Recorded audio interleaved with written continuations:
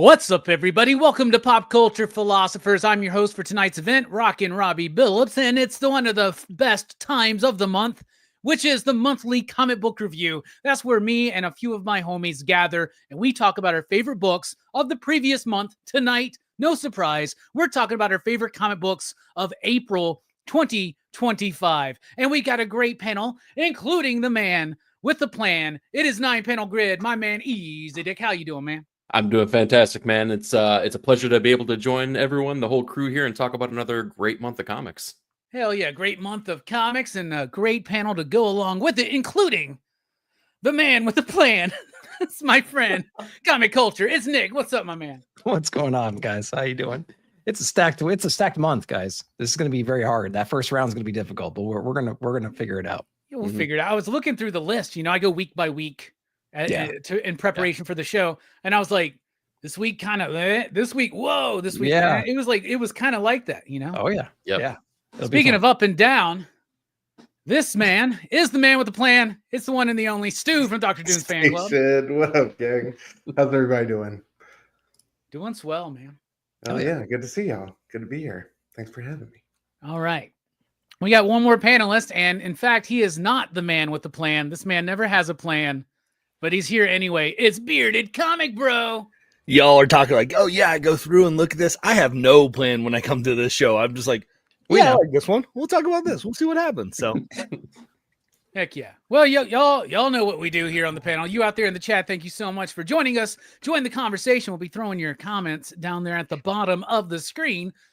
But it's time to get into the pick of the month. Eric, you're going to kick us off because you were first backstage tonight. So why don't you go ahead and let us know what your pick of the month is? I'm so glad I get to go first this month because I was really, really scared that somebody might take this pick away from me. No one's taking Power Fantasy. You know it. You love it. No, it's not, though. It's Resurrection Man #1 by Ram V and Anand RK. Wow. Just wow. What an introduction or reintroduction, I should say, to a character. What an introduction for me to this character because I didn't have too much of a background on them. Dude, this issue was stunning. This was like probably one of the best single issue introductory comics that I've read in a good couple years, I would say. And I wouldn't expect any less from Ram V, but the way that they crafted that story, the visuals, the narrative, it was just a really, really spectacular ride that took incredibly big swings, man. I love how they played with the nature of the power set of our main character, who, it's right there in the title, right? The Resurrection Man. So you could tell there's an immortality thing, but every time this character dies, they come back with a new superpower, that kind of comes along with the nature of how they died. That could be a very simple thing to play with, but man, right out the gates, Ram V says, okay, well, we're going to have this dude die of old age. And what do you come back with when you die of old age? You can kind of have a grasp on time. You can control and manipulate time. Like, that seems like the thing that you do in the last issue, not the first issue. But Ram V doesn't mess around. He just kind of delivers that right from the onset of the story. A lot of nuance, a lot of great visuals in here. Anand RK kills it. I was so glad to see him back on on another comic book. I feel like he should be getting more work more regularly, outside of just working with Ram V. This was stunning, guys. I absolutely loved this issue. I read Resurrection Man when it first debuted back in the 90s, and it was a cool little book, right? And I don't remember if the idea of the method of death involving itself into the power set that comes about after the resurrection, right? So I thought that was a clever little bit that Ron was playing with there. This was a very little-known character. It was a really good run. Dan Abnett, Andy Lanning. And DC collected one collection of it one time, and it's way long out of print. They never really put it all out together.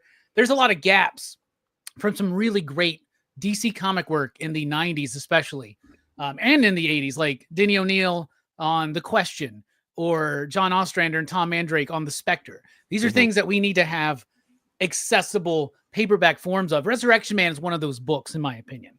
I liked the character and I liked the concept back in the day. I remember, I think there was an issue of Hitman that Garth Ennis wrote where Hitman needed a specific power set in a team up with him, and he just kept killing him over and over until it manifested itself. Sounds like a Garth Ennis bit, right? Yeah, for sure. But I was really impressed with this one. But what really shocked me was, even me, I feel like I'm someone, like I think all of us here on this panel have our fingers on the pulse of this industry. This book kind of snuck under the radar. Rom V, Anand RK doing a Resurrection Man book. Like, I remember hearing about it, and then all of a sudden it was just here. Like, I didn't hear a lot of chatter about it. Yeah. And that's odd because this is not just Rom V, but it's Anand RK, who also has done some amazing work with Rom, in particular, Blue and Green, my comic book of the year, I believe in 2019. But I really loved this interpretation of the character. I really loved this approach, and I really loved the execution and the end result. What did you think, Nick? I loved it too. I had no familiarity with the character going into it. So when I read that opening splash page, which is by Jackson Butch, I think that is his nickname, kind of like going over what the power set is for those who are not familiar with the character himself. I was kind of, I think he just passed away. He just passed. Yeah. Yeah. R.I.P. Yep. we'll talk about that here in a couple hours, I think. So, yeah. I thought it was a great introduction for people, and that first like 6 pages of the story was like a classic Rom story. It sunk its teeth right into you. It was emotional. It was great. And then it followed up with this cool action sequence, essentially, kind of like showcasing his power. Then you get introduction to this villain who, does he absorb some of that power? He's a sick, sadistic dude. We get to learn about what he's been doing behind the scenes. And so it had a little bit of everything, man. It had a great backstory. It has an interesting villain. It was psychedelic. It was all over the place. I thought it was really cool. Yeah, it was a great first issue. Yeah, it really, really was. What are you thinking down there, Stu? Yeah, man, I loved it. I said it before. I just love how Rom is doing like the British invasion thing by taking these obscure DC characters and revamping them in his own way and running with it. This was mind-blowing, beautifully rendered. That I was immediately engaged with his death, kind of as an old man with his family, and then that rebirth scene was stunning. And then immediately, like it was so engaging, wielding the power of time. It was you were immediately hooked, and then like the introduction of Samsara and the gears of time. It was just such a beautiful book, and I love in the second half how Rom again kind of like with his books, he's always able to take the storyline and weave it in to his own personal narrative and where he comes from, and the stories that he knows, and that the end of World War II with the Japanese, cannibalizing the prisoners and stuff like that. And, Hitler's got the spear of destiny. So he's, a resurrection man is powerless. And then finally, when he gets reborn with the power of flame, when Hitler takes his life, he burns it all to the ground. It was and the only survivors, that flesh-eating general. It was such a crazy ending, man. And like the visuals throughout, especially there at the end when he's completely consumed with flame, were so beautiful. So yeah, definitely one of the best of the month. Hell yeah. Greg, you any thoughts? I don't, because I have my finger on the pulse, like you said, and this slipped right underneath my radar. Oh, I completely missed it. So the good news, if you are like me and you missed it and you have DC the Ultra, it is available. So I know what I'm doing after this show. So Nice. Very cool. Heck yeah.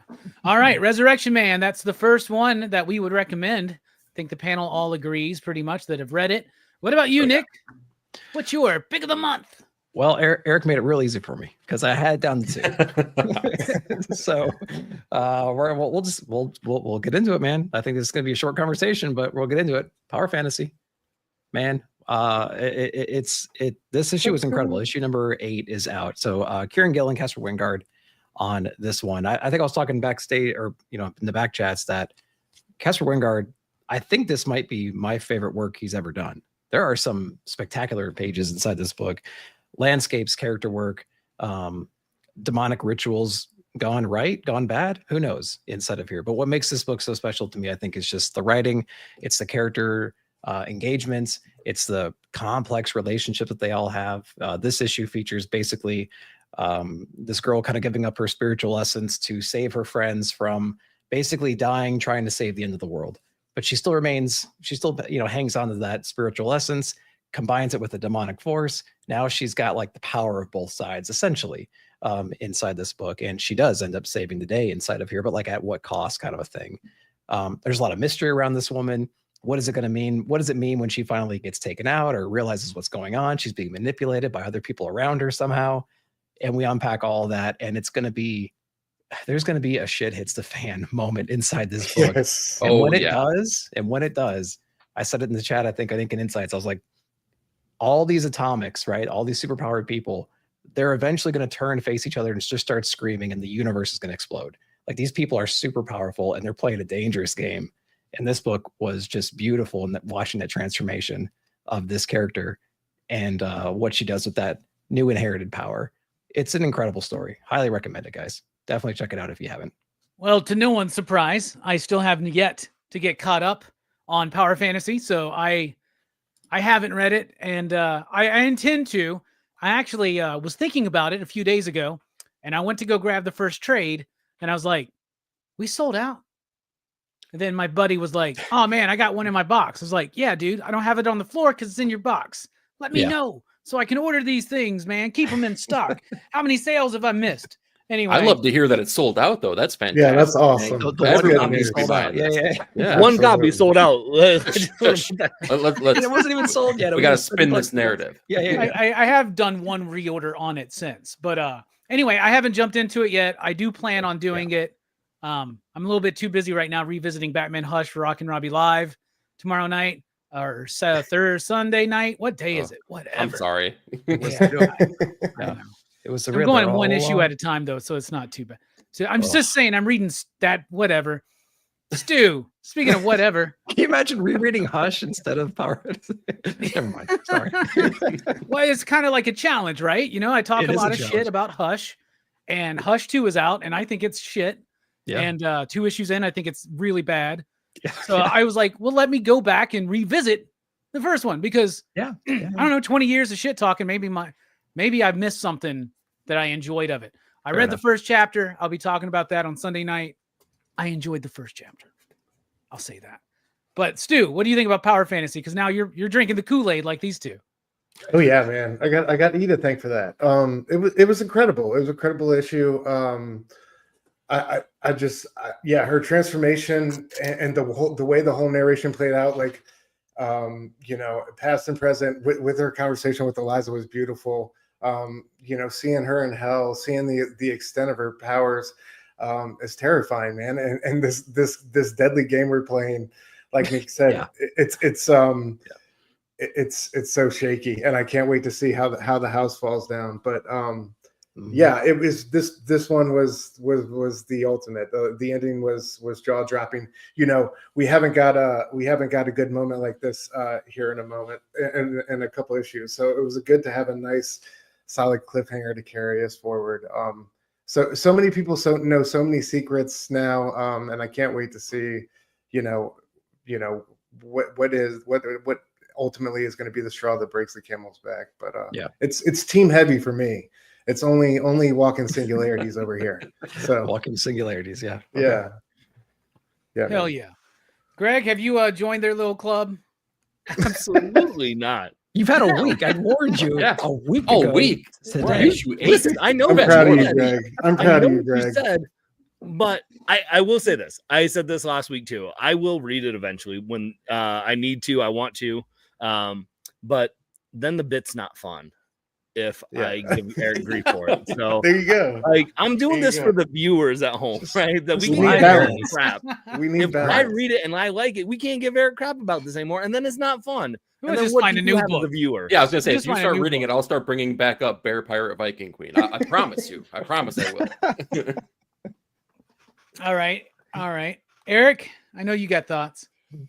Dude, it's. I mean, I echo what Nick and Stu said, man. This is a stunning book. It's really, really fantastic. I got to show off one of the visuals though, and shout out to Nick for posting this on his IG as well. But like, we talk about Casper Wingard's artwork. Like, look at this. Look at this epic scene of transformation of being powered up and taking on the hell power, if you will, to basically stop the events of that were happening from transpiring. I'm trying to pick the right words to not give away too many things on this one, but it's all about it's treating these people like they're nuclear deterrents, right? There's uneasy alliances to make sure basically that while they are all powerful and can basically decimate the world like that, each one of them kind of keeps themselves in balance. One thing, as I revisited this issue, that I really, really, really enjoyed, though, is that the main character in this issue, Eliza, the person who basically stops the second Summer of Love from, really becoming the big thing that it could have been. I really like how it starts the issue one way, where basically they're talking about the nature of godliness and how God could be all seeing, all being, and how she basically gives it the middle finger and says, screw this philosophy. I don't subscribe to your train of thought here.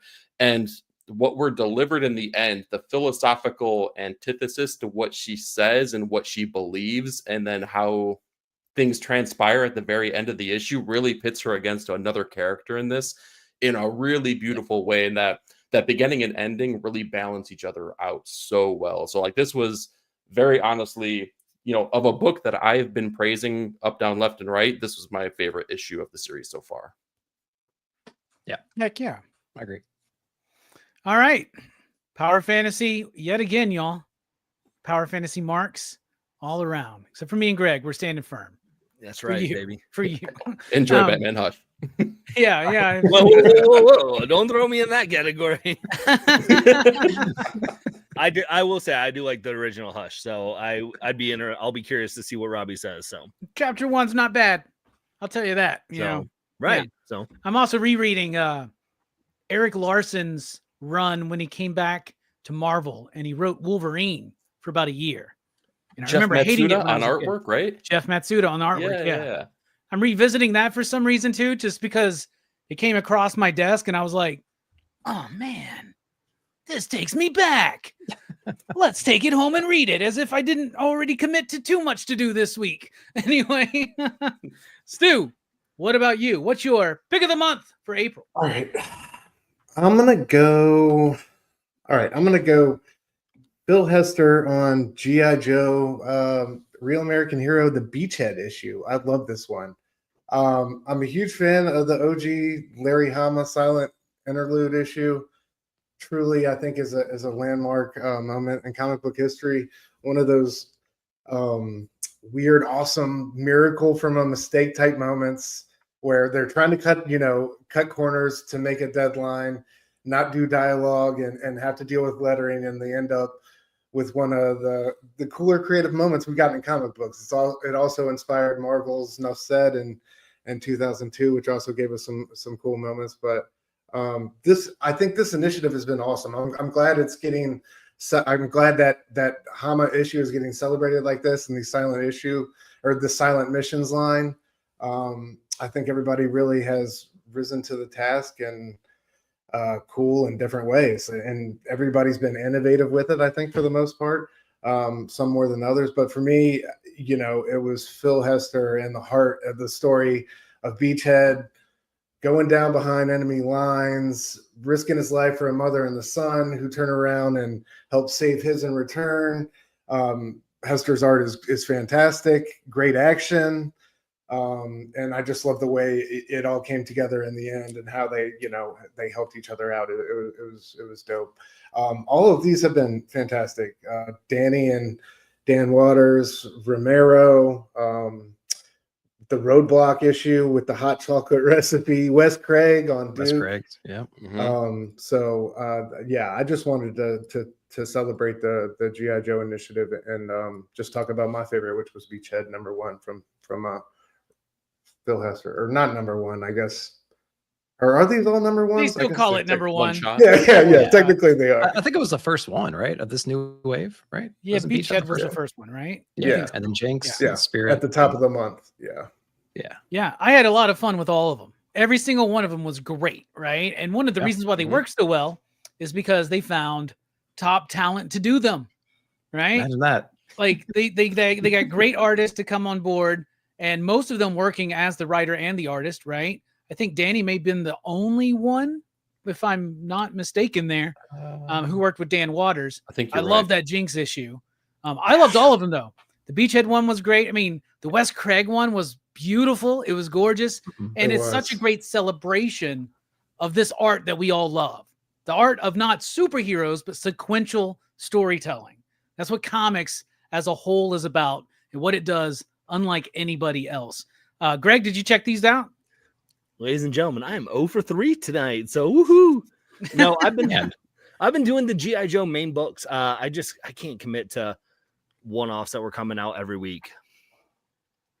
But Phil Hester art is always on par. So yeah, fair enough. What about you, E? Yeah, I loved it. I mean, the lineups, like, kudos to Skybound for doing what they're doing with creative teams, right? After they take on all these properties. God, the writers, the artists, everything that's being selected for each one of these titles here, specifically these one-shots, are incredible. I wanted to skip these. I mean, if I'm being completely honest, I didn't want to do the silent issue thing. I didn't think it could really live up to being something that would be truly special. And boy, was I wrong for every single one that's come out. Stu, great choice for picking one of the silent ones as well. Phil Hester's artwork is stunning. It's great. And he isn't talked about enough, right? He is really someone that, I don't know, should be, I don't know, held up on a pedestal in our industry, because he's done so much for comic books, but for other creators as well, because like he's, we don't talk about him as a writer either. And I think that's why he's so successful in this book himself, is because he's also has been a writer in the past on books like Deep Sleeper and The Coffin for Oni back in the day. But like, yeah, he really sets the stage for this entire issue in a really, really great way. It's just awesome. And he balances the artistic qualities too. There's a really nice like starkness to some of them, where it's just like almost negative space, where it's just a color and like the silhouettes of our characters, but then we get those big action pieces too. I've really, really enjoyed each one of these issues, man. Like, again, like I didn't expect it, and I was very, very pleasantly surprised. Hell yeah. What about you, Nick? Yeah. Oh, I loved it. The first one, I actually, full transparency, I didn't look at Beachhead because Jinx was the first one I got. So I got the Jinx issue, and then I'm like, wow, these are really, really good. This is way better than I thought it was going to be. And then Spirit came out, and that was really solid too, right? And then what's one we just had the other week? It was Roadblock, then Duke. Yeah. Was it Roadblock, then Duke? Okay. Yeah. So Roadblock and Duke, then both fantastic. So I'm all on board. I got to go back and find this one and go get it. Danny's original art was on sale on Kinetic as well. They were like $350 a page. I wish that would have been so cool, man. It was very. I was very waiting for it. We are way too close I to thought you heroes were for about to making those kind of decisions. So yeah, maybe Kinetic will be there. Who knows? And maybe we can score some pages. We'll see. But I loved all these. Great pick. Heck yeah. Stu, great job, man. Everybody so far has done a great job. Image. And what did you pick again, Eric? DC. Yeah, Resurrection, man. Resurrection. DC Black Label, technically, because that's still a thing. Even though Vertigo is officially back. Yeah, it should be Vertigo. They haven't done anything with it, really. They put it up, they slapped it on Nice House by the Sea or something. And that's it. Yeah. All right, Greg, this is your chance. You've been 0 for 3. You're guaranteed a hit. Yeah, what the hell are you reading? Pick a book you haven't read. Oh my God, that'd be so fantastic. Go for it. So, you know what? I'm just for fun, because I feel like this might be a book that I don't know. I know Robbie probably have read it, but I don't know. So I'm going to say I really enjoyed this book, and it came out of nowhere for me. We're going Image, and I'm talking about Moonshine Bigfoot. Okay. I love this. This takes me back to like when Image did Shirtless Bear Fighter, like that type of like humor in a book. I love that book. Yeah.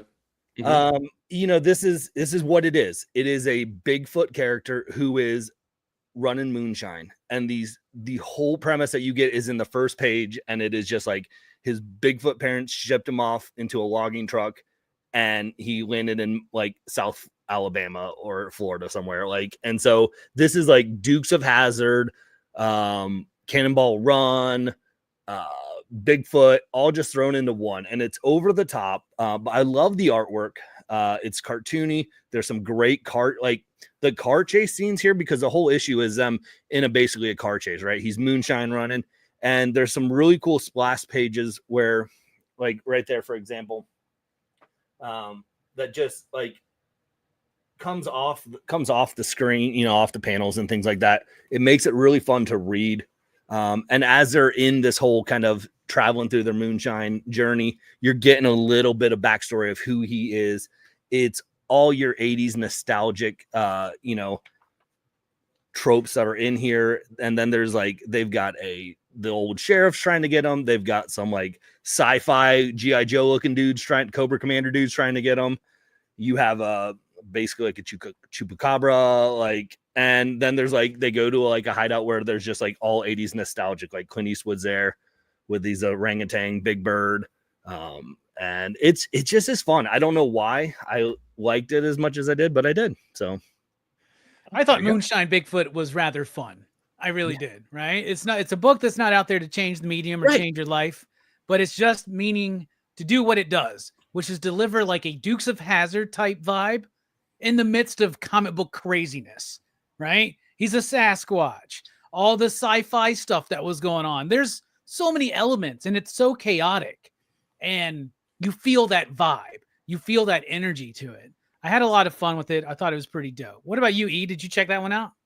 This one definitely flew under my radar. I did not read this, but Greg, I got to say, when you said that the artwork was a little bit cartoony, but then you showed those pages, I was pleasantly surprised. I thought it was leaning real cartoony, but those looked really, really clean. Like, who is it that's on artwork? So these are all people I've never known. So pencils, it's Steve Ellis. He's a writer, and inker is Zach Howard, and colors is Nelson Daniel. And another writer is Mike Marlowe. So shout out to all of them. Like, and if you in the chat know who, like, I haven't heard of any of these creators at all. So like for me, like I think that's why it slid under my radar. And I'm like, oh, this was fun. Nice. Yeah, Nick, did you check this one out? No, I did not. And there's not a lot of credits either for any of these people. Right. There's only like maybe 2 or 3 other books. Crimson Dynamo, Dungeons and Dragons, Pathfinder. Not a whole lot out there, even for the letterer. I mean, like every person involved in this is relatively new. So, I mean, yeah, props to them. I hope they do well and sell a lot of copies and stuff. That'd be great. Looks like a cool book. Did you check this one out? No, sir. No, I did not. God damn, y'all. I'm over 3. I was over 3, and now my panel is over 3 with this pick. Perfect. This is what I wanted. That's not how that works. I picked a book that was all over 3. That's hilarious. All right. Well, Moonshine Bigfoot, I had a lot of fun with, so I would recommend it as well. Good pick, Greg. Is this a thing? Are y'all doing this on purpose where y'all not reading Greg's books and Greg, you're not reading their books? Is that what's going on? No, absolutely not. Because here's what's funny. I literally go through my pile and I'm like, or like I was at the store today. I'm like, well, I got to make sure I pick up Savage Sword of Conan because that'll be talked about. I've got to and then I'm going through my read list. I'm like, all right, I'll read a New Gods from Ron V. And then I'm like, every time I go through all these books that I know, like, oh, they'll get talked about. Y'all don't talk about it. And then you're like, oh, let's read the one DC book that I haven't read all week.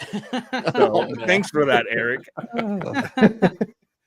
All right, for my pick, I'm going to go with what I consider the best book I've read so far from Dennis Camp. It's Assorted Crisis Events, issue number 2. This is, y'all know, I've loved Dennis's work since the very beginning when he was on his Miller World special. He did Maxwell's Demons. It's been great to see his career blossom. And I knew just from having discussions with him about comics that his ideas of comics and his talent, that he was going to be one of these kind of writers that was going to challenge me, that would only do a project if it really meant something to him and he had something to say, right? Even in his big 2 work, Absolute Martian Manhunter and The Ultimates, those are 2 of the best books at each of those companies right now. And those are just jobs, right? But he's bringing such a freshness to them, especially Absolute Martian Manhunter, where he probably has more leeway getting to create that character from scratch.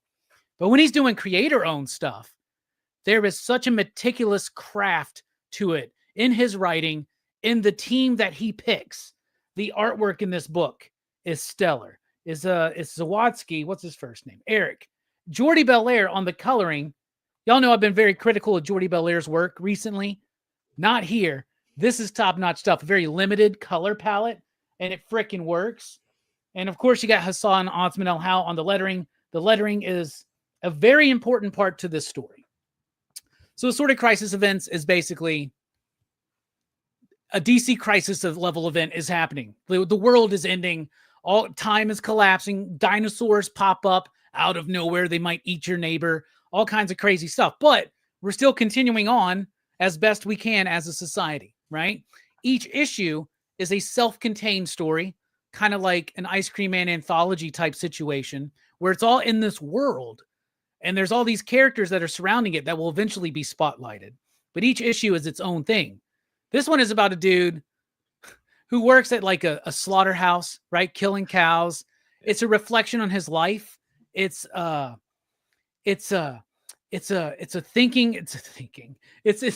exploration of life and death and the cyclical nature of that on many different levels. And it's food chain, right? So it's like the cow, the human, the dinosaur, all these things put together, the mundane nature of living in a world in which all this crazy zany shit is happening. That is such a cool concept to me. And to be able to tell a story that is, in my opinion, incredibly powerful. This one had an impact on me. Really got me thinking about stuff. Just the way that he's dealing with death, living a life he's not satisfied with, how that relates to these damn cattle getting slaughtered, how that relates to humans. If dinosaurs just came out, like we would just be food, right? And what is significance? What matters? All this shit. And just told visually in such an exceptional way. To me, it's easily the best book of the month. And right now, my favorite single issue of the year. What about you, E? Did you check this one out? Oh yeah, of course. I mean, I was reading this one. Me and Stu were talking about this on Wednesday, and this is a fantastic issue, albeit it was jarring for me because I really enjoyed what we got from issue number 1, but I thought that was maybe like a tone setter, like, oh, it's going to be a little tongue in cheek, it's going to be a little bit fun, but they're going to get gruesome and gnarly in places where they need to, right? But it'll still have a message. This one was totally different, though. It still kind of had some of those elements, but there was not a lot of joy, not a lot of humor in almost any of this. Like maybe dark humor, if you will, like if you could kind of, smirk at a little bit of it. But this really was all about like kind of like echoes and metaphors, right? They played with a lot of different ideas, whether it was like you talked about the food chain, because it's not just about the nature of him being in the slaughterhouse, but it's the food chain of life, of reality, of just making a living, right? Because you kind of see the familial tragedies and trauma that is handed down generation to generation and how people deal with that. You see that through, him as a child, our main character, our protagonist, like looking at his father and kind of like the hardships that he's dealing with and how he's coping with those things and how he says he's never going to do that, but takes on those burdens himself. But you also see it with the nature of his job, right? Being at the slaughterhouse and like putting the bolt through these cows, right? And seeing the uncaring notion of it, and then having his job taken away from him in just as uncaring circumstances, right? And it's all under the umbrella of this crisis world that they're living in, where velociraptors can show up at any moment. So it was a really, really cool, really poignant issue that I don't think that anyone, maybe a handful of writers, right? I don't want to say anyone, but I feel like Dennis Camp is a really special individual that is a person that is going to be capable of delivering this type of comic book to us right now. And I think maybe 3 to 5 writers out there that could do it. And he's one of those special people. So it was a great issue. Yeah, absolutely. What about you, Nick? What are you thinking? This was a hard issue. I don't know about you guys, Matt, but this was a hard issue to review, to talk about. Like there was just trying to wrap your head around all the different themes inside the book. What's really funny is like none of these issues really have anything to do with the crisis event. Those just happen to be things that take place during the events of these stories. And they have their impacts, of course, but it's not focused around that necessarily, And so I think that's really interesting. It's an interesting take because most writers would have just focused on that event and the characters interacting with that event from start to finish. This is like, we're dealing with a dude, and I don't want to reiterate everything, but like to me, it's also about like he's doing such a gruesome act. He's becoming desensitized to it. He's losing his humanity throughout the entire issue. And that resonates somehow throughout his entire life. And it's retrospective because his father was in a position like that too. And he's trying to cope with all of that. And like you guys are talking about like the food chain and everything. It's like, it's hard to know what to do with this issue besides just kind of be like, holy shit, this is hard to read, but it's also making you think. And it's putting you in an uneasy space. and then it ends so there's like no hope at all, right? It's just it just kind of ends. Like everything gets taken out, and you're like, I don't know what to feel, because like when you're reading Ice Cream Man, you get this like there's a sense of levity behind the message that they're giving you, right? There's always some kind of tongue-in-cheek thing happening on top of that heavy vibe that it's bringing you. It's a little whimsical. It is whimsical, exact, right? Perfect word. Yeah. So it does have that whimsy element to it. This doesn't have that whimsy element. It's just giving you that rawness, and it's not going easy on you, And then you get done, you're like, yeah, that was amazing. We can all agree on that, but I don't know what to do now. All I know is I'm going to be reading issue number 3 and 4 and 5 and 6 and 7. What I did was I took a few shots of tequila and tried to review it, and then talk shit about some fucking commenter about my G.I. Joe comments or whatever. That's one way. Exactly. It was a great, it was in my like top 5 of the month for sure. So another great pick. I don't know what to do with it, and it doesn't matter. I really enjoyed it, and I can't wait to see what else he does in this universe. It's a great read. Oh yeah. What about you, Stu? Did you check it out? Yeah, adored it. It was brutal. I agree with y'all's assessment. Just first off, I just want to mention the artwork. I think I've never heard of Sawadsky or whoever did the art before, but man, yeah, that's exactly right, Derek.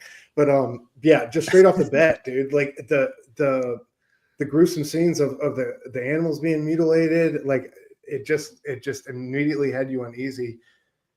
And Camp is just my favorite writer doing it these days. I just think he's excelling and on so many books and doing so many amazing things. The ground he covered in here, the ambition of this book was incredible. The things he said about immigration, about how we eat, the fast food industry, the relationship between fathers and sons, especially, really hit home with me. Those scenes when he's a teenager and accosting his mom for picking his drunk father up off the street. And then just to find himself in the cyclical nature of all that. And it was just, and it really did have this sick underlying Ice Cream Man type of, black humor to it. And the velociraptors showing up at the end was almost an afterthought. The book had already, it had already chewed you up and spit you out by that point. You know what I mean?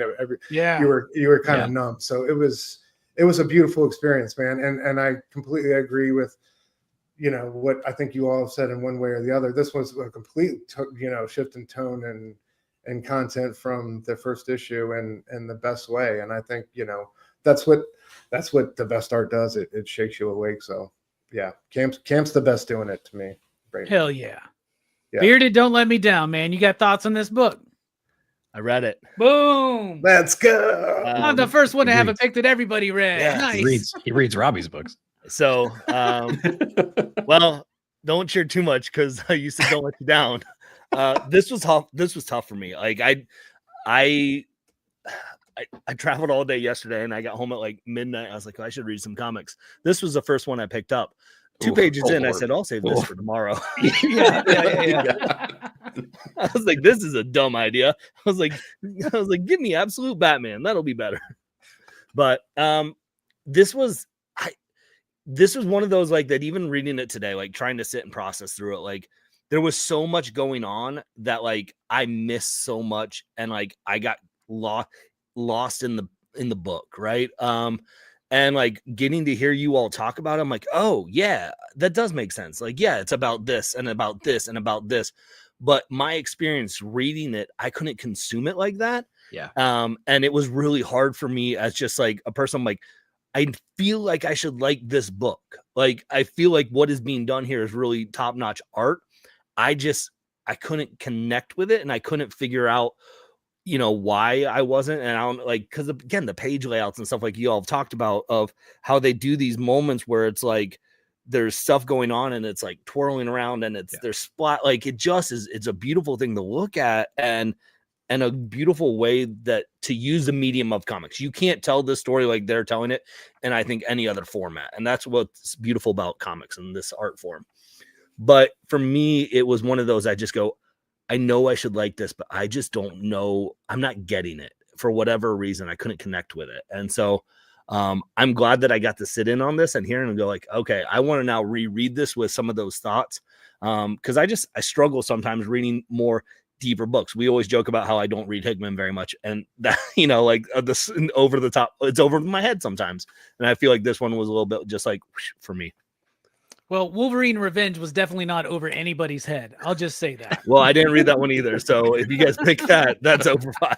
Nah. Well, I bet you can guess what happens.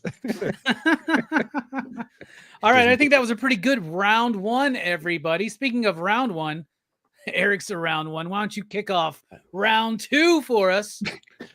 Round 2. There's a lot of good books here. I think I'm gonna totally flip the script on like the tone of my first pick though, and I'm gonna say TMNT number 8 by Jason Aaron and Juan Ferreira. Wow. If you would have told me within the first 6 issues of this series that I was going to be a fan of it, I would not believe you. I'd slap you across the face because I really, really did not enjoy those first couple issues. But man, as soon as like issue 6 or 7 like hit, it must have been issue 6. The last couple issues have been outstanding. The brothers are back together. The artwork. Oh, it was issue 6 that Juan took over officially on artwork. Is that the one that I'm thinking? Yes, I think so. Yeah. Because That's Derek where this was on is. 5, Derek was on right? 5, and then it was Okay, that's where Yeah. this book started kicking ass. The brothers Yeah. are back together. They're back in town. There's a mission statement behind it. We have an understanding of all our characters. And like the story is not overly complex. There's nothing like incredibly nuanced about it, but it just resonates so deeply with like the Turtles mythos and what I want from each one of these characters. Donnie is just extraordinarily messed up from the events that happened in those issues that I kind of didn't like, but now we're starting to see the after effect, and it's honestly making me want to go back and be like, no, maybe I got to go give those other earlier issues like another chance and kind of just reevaluate, knowing what I know now. I see the facial expressions here, but Juan Ferreira's artwork is really what makes this book special. Like the cross section scene of the train fight where 3 of the 4 turtles are on there taking out the foot patrol inside and outside of the train as it's whizzing through the freaking subway station. Dude, it was absolutely incredible. It's gotten me back into saying I'm a Turtles fan, and like I can't really say that like since I was like 12 years old. So I mean, kudos to him. Like, I think maybe Jason Aaron's one of those writers for me. I think some people either dig him right off the bat and then they kind of like, you know, wean off of him, or it takes a long time to build up and get to the point where you dig him. And I think that's the kind of reader that I am for him. It takes a little bit of time to get to that appreciation point. I'm there with Turtles. Hell yeah. You know, I'm the opposite. I am that guy who usually I'm into a Jason Aaron book and then it wanes on me. Yeah. Right? And I drop off. Even things like some Southern Bastards or The Goddamned and stuff like that. There have been a few books, though, that have kept me engaged all the way through from start to finish. His Punisher book and Once Upon a Time at the End of the World. I think that those are absolutely fantastic books. But I think Jason Aaron is a solid writer. But then like he does something like Namor that I just could give 2 shits about, you know? Yeah. So I get what you're saying. We've had this conversation, right? Those first 4 issues basically kind of mimicking the micro series thing that they did back in the day. It is weird that that's how it started. Maybe they should have just done them as one shots leading into this, but then I understand the idea of number 1 just blazing forward. You're confused about where they've been. This is not the Donatello I remember. This is not how Leonardo was. You're like, what's going on with Mikey? He's a movie star. Like, what's going on, right? So all that setup, in hindsight, I do like the way they did it, because what it did was it got each issue to focus on a turtle to let us know where they were, what happened, where they've been, and now where they could possibly go. So when they come together, now we're just going, and we don't have to have a lot of exposition of Donnie explaining what happened or having flashbacks, right? We can get into the meat and the heart of that story between these brothers, and it's heartbreaking, man. Yeah. It's heartbreaking. Jason is taking our love of these 4 brothers that we know so well, because we all, if you're a Donatello, you have a Raphael and a Leo and a Mikey in your life, and the same for anybody, right? I'm a Michelangelo, and I've got a Leo and a Raph and a Donnie in my life. You know what I'm saying? And so to take that and now take that very familial relationship and use it to like kind of twist at your heart a little bit, right? And really make you feel something different for these brothers. I think that's substantially awesome. The story itself, like what's actually going on, you know, the DA or whatever taking over the Foot Clan, I think that's kind of stupid. You know, like this guy's taking over the Foot Clan, but that's setting up a big moment where somebody's going to come and just like cut that dude's head off and really take over, right? But all that, who cares? That's just set dressing. This is about these brothers and their journey apart and now their journey coming back together. And dude, Juan's artwork, get the fuck. This dude could just draw Turtles for the rest of his life and I would be happy. Between him on Turtles, Daniel Warren Johnson and Jorge Corona on Transformers, we're just so blessed right now with having some of our favorite properties from childhood being 80s kids are eating good, reinvigorated. Yeah, absolutely. Nick, any thoughts on TMNT? Yeah, just kind of reiterating what you guys have said. I mean, the coloring and the shadows and everything, I love that stuff. Artistically, this book is awesome. I love that. Bebop and Rocksteady. Oh, I'm so happy that they're in this damn book right now, and they are fun to read. They're only in there for like a couple pages, but they were hilarious where they were. I'll agree. Like the story is like an afterthought for me, to be honest with you, because like, I mean, the brothers are going to get back together. They're going to face whatever this is, and then they're going to have to figure out what the next arc is. So like, I would have rather them start fresh and reboot in a way instead of carrying over. I don't know what that would look like, and I don't know what kind of story you can tell. It's so hard with these characters that have been around for a long time. We've told a lot of different stories, and so I don't know how popular TMNT was going into this run. Like I think it ended at 150 or whatever it was, right?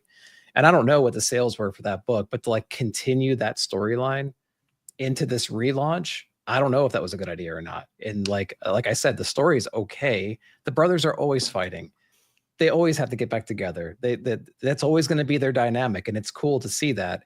I really enjoyed this issue, though, just from the art perspective and everything. It's really picked up since issue number 6. Totally agree with that. So you unfortunately, you have to read those first 5 issues to kind of get oriented of where we are with the brothers and why they're fighting and their mental state right now to be prepared for these issues here. But like, I wish that almost wasn't the case. I almost wish it rebooted with Ferreira and then Aaron, and then just figured out a fresh story and a fresh environment with different stuff, you know. But yeah, this one was a great pick, though. It was a good issue. Yeah, I'm really liking it. And I do think the launch has been a success because up to my knowledge, and we don't really have a good gauge on actual numbers anymore. So like what places like Bleeding Cool will do is they have like 100 shops that they talk and they share their information and they can put together a decent enough idea.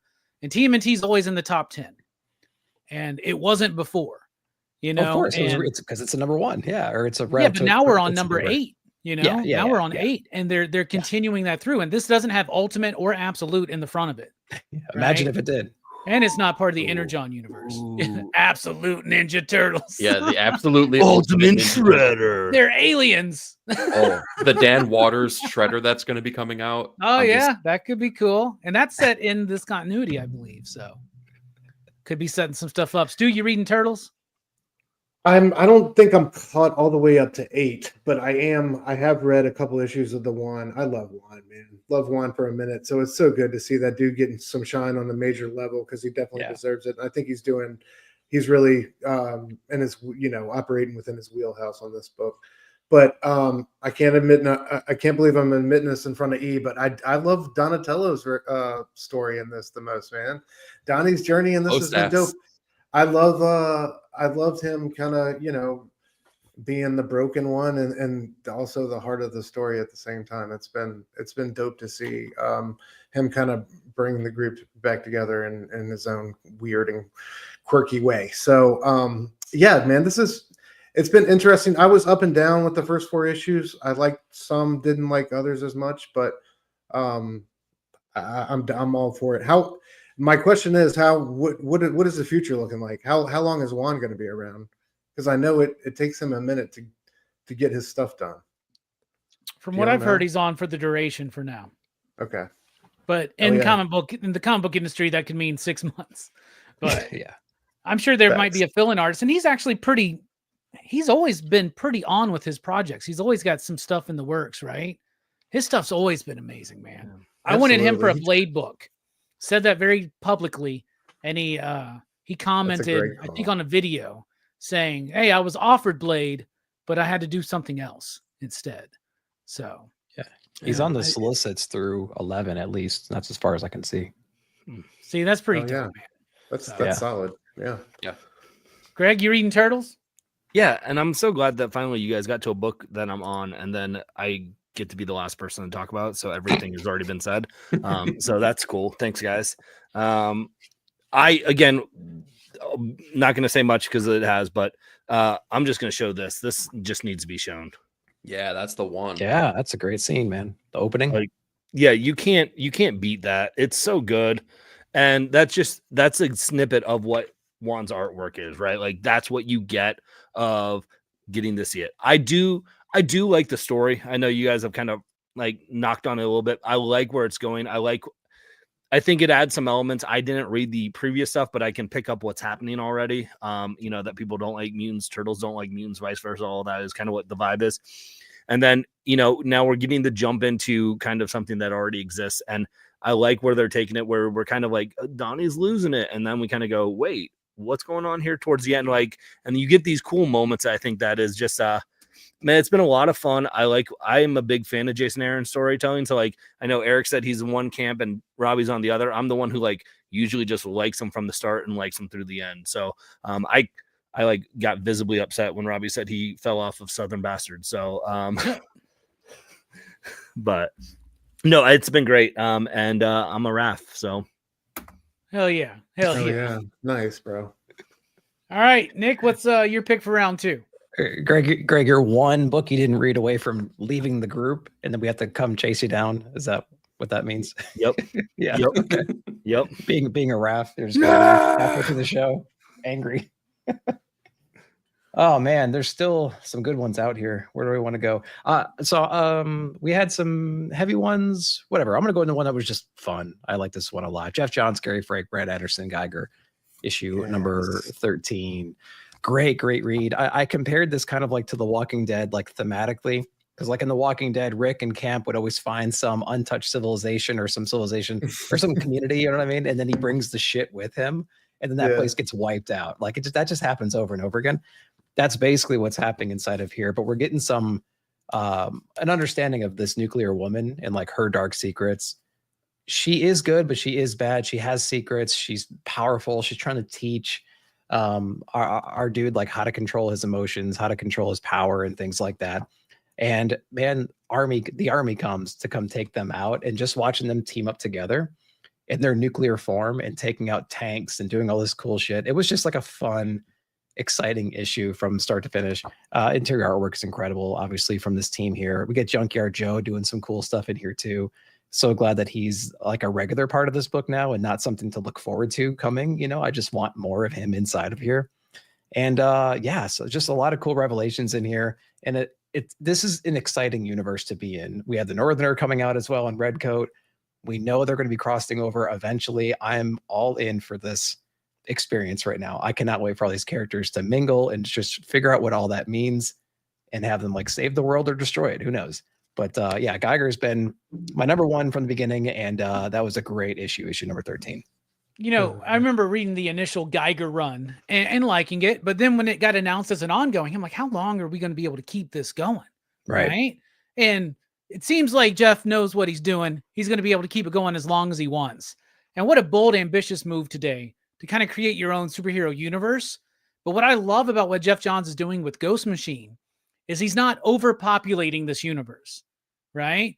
He's got a Justice League basically that he's put together that are not just analogs of the Justice League. They're all very differently powered, very interesting concepts, and they all take place in different points in time, right? And that's how you do it, right? So you don't have to build, there's 20 super powered beings and we got to introduce them all in one issue and do all this, right? It's taking its time to build, and what's making that work is the excitement for what's to come with the unnamed war and all that, right? Yeah. But the books, all of them are about character, right? And this is Geiger's journey. And dealing with the cool things in the plot, there's a Geiger woman out there, right? But now she's not necessarily a good guy, and all kinds of intrigue that get you involved narratively. But then the thematic material of letting go of the grief, letting go of the anger, the rage, just Hulk-like in a way, right? Yeah. Especially from the TV show where he's basically town to town, but there's the overarching thing. Geiger's been crazy awesome. And honestly, I think both Gary Frank and Jeff Johns, since they did their work on Doomsday Clock, which got criticized for being how late it was at the time, that time was well worth it because everything they've done since has been some of the best work of their career.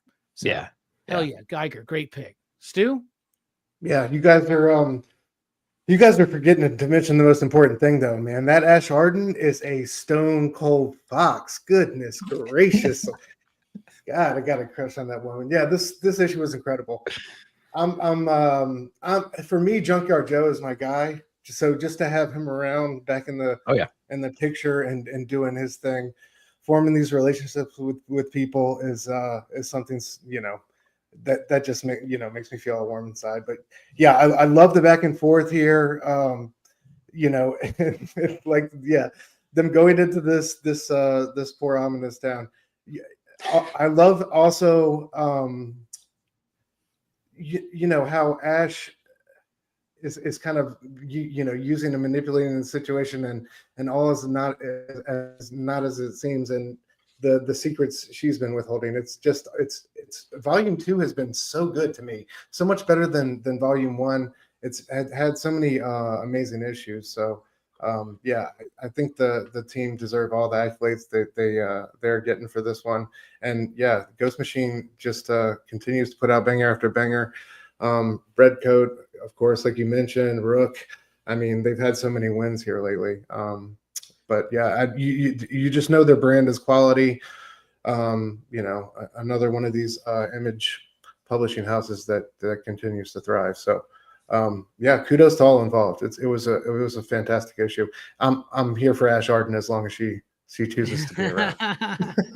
You know, one book that I'm really, really stoked for, and I have no idea when it's even going to come, is First Ghost, which is going to be Brad Meltzer. Seeing his return to comics, First Ghost. Obviously, the White House is probably going to be involved. If you know Brad Meltzer, that's right in his wheelhouse. I'm so freaking excited. What about you, Greg? What do you think about Geiger? I'm loving it. You know, like you've all said, you know, it's funny. It's classic Jeff Johns storytelling here.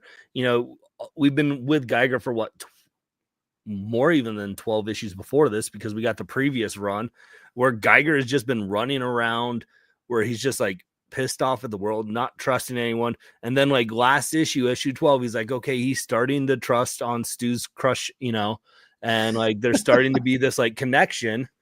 And only to get the reveal that like he's gonna get, as the one person he's finally trusting is literally gonna like just break his heart and is you know just crush him, demoralize him.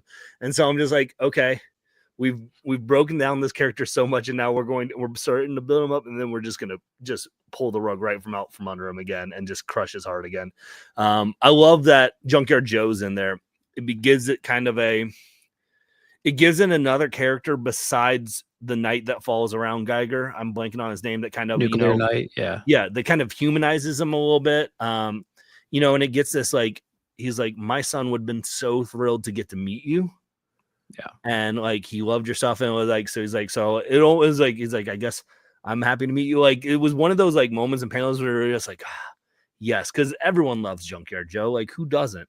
And then you get this like this kind of moment that I do think I hope that Junkyard Joe just stays around now, right? And is a character that just is a part of it, because he adds another layer to Geiger where it's not just this, he's just traveling through this nuclear wasteland fighting and yelling, oh, with my wife and kids. Like, you know, it's getting him to open up a little bit, and you get more depth to this character. So I'm loving it.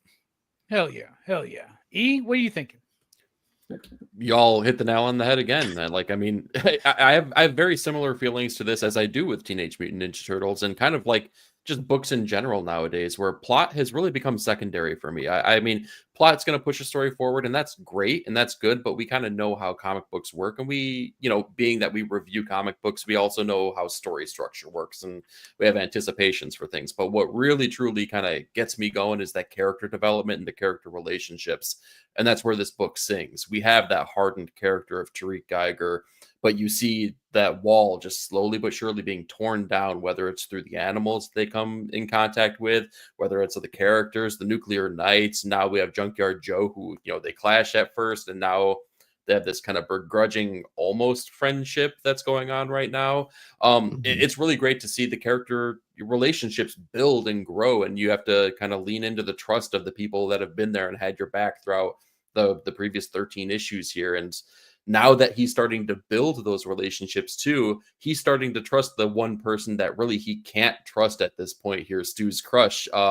She got to do him wrong. We all know that. That's coming down the pipeline. But yeah, it's a really, really good it's a really good series. I didn't anticipate to like it as much as I do, but it's one of those books I anticipate reading every single time it hits stands. Hell yeah, great picnic. Picnic. I didn't even that was a great picnic, y'all. I paused. I was like, it'll hit him. There it is. Fun. All right, Stu, what's your pick for round 2? All right, I'm gonna go Batman. Let's go Batman Dark Patterns number 5. Dan Waters, Hayden Sherman, the Scarface saga, dude. I think reading this one, I realized, why especially I love this. It takes me back to like reading Batman as a kid in the 90s, all the weird like Elseworlds, making Batman addicted to drugs, the Shadow of the Bat, all the weird incarnations of Batman that we got throughout the early 90s. I think that this book has like echoes of that to me, and I love how it plays on these dark psychological patterns, first with the Wound Man arc, and now this one, which I like better than the Wound Man arc. I really do. I think what they've done, turning this entire building into essentially minions of Scarface has been brilliant. Of course, Sherman's artwork continues to sing. Their choices when it comes to just overall approach to the page. The way they use geometry and the panel design in this one with the claustrophobia of the building. There's times where you feel so confined, and this story was just so much fun. It was wild. It was wicked. I love how this book is keeping the weird alive with Batman. It's so beautiful to see, and the twist with the characters at the end was super dope. This one has been so much fun. I did enjoy the Wound Man, but this one has been just so much better to me. I've had so much more fun with it. So Batman Dark Patterns number 5 is my second pick of the month. I'm glad you picked it. It was on my list because it's a fantastic book. Dan Waters, Hayden Sherman. Artwork is amazing. The story is brilliant. I love what you said about makes you feel like Batman in the 90s. There was something very special about Batman in the early 90s, man. Right after that Michael Keaton movie, right? They were doing all kinds of interesting things. All these Elseworlds books. He's a vampire, right? He's this, he's that. They Gotham Noir, right? Ed Brubaker, Sean Phillips early work together, I believe. Set like a 40s, 50s movie Batman, right? There was Scar of the Bat. Max Allan Collins, I believe, did that one. It's kind of like anyway, there's all different interpretations of Batman. And then Legends of the Dark Knight, Shadow of the Bat. This does have those vibes, right? Short little stories of some of the best creators. In this particular case, it just happens to be 2 of the greatest creators going right now. I love the idea of Scarface possessing an entire building. Like that to me is so freaking cool. I can't believe nobody's ever done it before. I absolutely love this book. What about you, Bearded? Man, I like it. I think I did like the Wounded Man a little bit more arc than this one. But Stu's right when he talks about it being like Batman the Animated Series. It is because that show is the blueprint for Batman of taking itself serious, but also you have like these outlandish elements, right? Like where it's not trying to be like a Christopher Nolan Batman, right? Like grounded Batman. It's you have Scarface can take over a building, right? And this whole these issues read like that Carl Urban Dread movie, right? Where he's going up through the building the whole time. Great and call. like For sure. yeah, it's really cool to see those moments and kind of see the groundedness of this Batman in a still like fantastical element. And I think that sometimes can be really hard to do. And I think that's what people struggle with sometimes in Batman is what do they do with some of these, like Batman is a very grounded character of being a human being who he just trains himself to be better than everyone else. But then you have these characters like a Scarface, a Wounded Man, give me Baby Doll next arc, right? Like I'll take that. And I think that's just really cool to see the story. And Hayden Sherman's artwork is fantastic. I could look at anything Hayden does. It's top-notch work. So good pick. Absolutely. What about you, E? What are you thinking? Dude, similarly to Greg, I think I did enjoy the Wounded Man story a little bit more, but I think that, I don't know, Dan Waters just really is able to craft these stories in a really great way that makes it super enticing and also super, I don't want to say believable, but like a little bit grounded, more grounded than it really should be with a building that's taken over and kind of takes on the persona of Scarface. That shouldn't work. And it really, really does here. And I mean, we sing the praises of Hayden Sherman almost every single month, right? I don't think there's been a month As where we should. missed it. Yeah, as we should, exactly. Nobody composes a page like Hayden Sherman right now in comics. Really stunning work that they're doing, and it's a fantastic pick, man. Kudos to you, Stu. Heck yeah. Nick, any thoughts to add? No, yeah. I mean, I loved it too. It was in my picks of the month for sure, and I like a Batman who's a little bit ill-prepared. Like he doesn't have answers to everything. If you read Batman proper, he kind of has the answer to everything essentially in all those runs. He's climbing up that really classic pose, right? Of him climbing up the side of the building. And one of the windows opens up and there's two guns right in his face. And that look of like, oh shit, you know what I mean? Just some average Joe attacking him and it like surprises him. So I kind of like a more vulnerable Batman. There's the absurdity. There's that supernatural element to both of these arcs so far, but they blend so well with this grounded Batman, like we're talking about. So, I love this series. It's probably one of my favorite Batman books out right now. Yeah, and I love what Stu said. Keep the weird in Batman. Oh, right? for sure. Yeah, Gotham's a weird place. Batman's a weird concept. It's weird for him to exist in the superhero universe, and that's why I like what you said about the '90s, man. Like it was before, and as much as I love those Nolan movies, I love a grounded Batman. Mm-hmm. But man, some of those books were weird and just off kilter and so much fun. And we need more Batman books like that and less just kind of, doing their own thing. I guess it's fine when he jumps from the moon to Earth and survives it, Chip Zdarsky. I don't know. Whatever. Yeah. All right, Bearded. Hey, What's Batman your- and Robin did that first, okay? When they surfed out of space. So That's true. Chip Zdarsky just was paying homage to the George Clooney, Chris O'Donnell movie. So Wow. That's Well, speaking of that movie. speaking about Batman and Robin, speaking of just two lovable characters that you I know Robbie's digging this book. I don't know how you are about issue 2, so I'm gonna bring it up anyways. From Dark Horse Comics, Who Are the Power Pals? Issue number 2.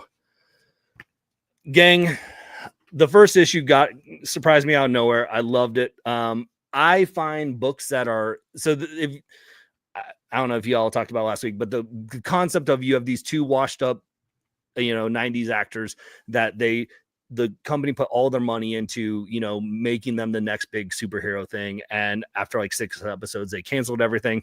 So they had all this merch, all this stuff and they just can't do anything with it. And now like 30 years later, they're trying to revive their career and they have a viral video that goes. And what I really love about this is the comedy that's taking place. You saw some pages like that in the first issue, but the very first issue or first panel of this issue, you just have them sitting in a car on a stakeout and they're just arguing over how they did voice work, right? Of, oh, it's peace and it's spelled like this or it's peace like this. And it was those moments where I didn't even read it until I did it a couple times. Like, oh, they're pronouncing it in different ways, like the English language. And it's just like those smart little comedy moments where I chuckle out loud and like they're paying homage to like the Batman cave, the Bat Cave when they're trying to get their props and stuff like this. And so it's just this kind of buddy. I love the chemistry between our two main characters. What is it? Swallow and I don't even know, but they're just a Spitz? real what Spitz. is it? Spitz? Yeah, probably is. So, it just is funny, and I think if you can write comedy well and craft it well, it works for me, and I love Ahmad Rafa. How is that pronounced? Raf. I love Ahmad's artwork in this, so I think it fits really well for this property. So, Heck yeah, I loved issue number 2, Greg. I did. I think it's better than issue number 1. Yeah, I really do. And first of all, the art is great. Now the artist has been giving me shout outs on socials, so that's pretty freaking cool. So thanks for watching. The art's fun because it's like cartoonish and it's kind of got that zany energy to it, but he's able to handle those little small panels that really help that dialogue pop and with that layout. So a lot of people could look at it and just kind of easily dismiss it, but the art is got a very particular job it has to do for this type of book, and it does it well. The other thing that's amazing to me about this book is the dialogue. It is truly snappy, witty, funny dialogue. And because of the way it works with the art, that's able to be very expressive and energetic when it needs to be, but also very structured and allow that pacing, that rhythm with the dialogue. It works. And it is a laugh out loud comic book. Like, it cracks me up. I have so much fun with these two losers. I almost said lovable losers, but there's nothing super lovable about them yet, right? But I love these two losers trying to make one more go at fame, and nobody remembers this shit. You know what I'm saying? You know, it's like when I start talking about Mantics with people. Most people just, what? I don't have no idea what you're talking about, right? Check it out. It's a really short-lived superhero show on Fox back in the day. Mannix. Yeah, I said Mantics, but it's Mannix, I believe. It's the dude who played Isaiah in Captain America is in there. Mantis? He's like, Mantis, my bad. Yeah, that one. Apparently, I don't even really remember it. So who No, are the that's Power Pals? Robbie says the wrong name, which is why people go, "What are you talking about?" What's it called again? Mantix? Yeah, Mantis. sure. Yeah, close enough. Whatever. Closer to Mantis. We'll find Mantis. it. Mantis. Okay, whatever. Mantis. Yeah. Like the praying mantis. It's Was a that the fun- dude? Yeah, that was the dude with the suit, right? Yeah, wasn't he like Yeah. paraplegic or something like that? Or am I just Yeah. mixing that up with Tin Yeah. Can Society?